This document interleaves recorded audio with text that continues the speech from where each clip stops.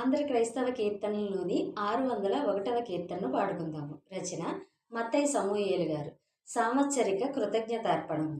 వందనంబునత్తుమో ప్రభో ప్రభో, వందనంబునత్తుమో ప్రభో ప్రభో, వందనంబు తండ్రి తనయ శుద్ధాత్ముడా, వందనంబు లందుకో ప్రభో, వందనంబులందుకో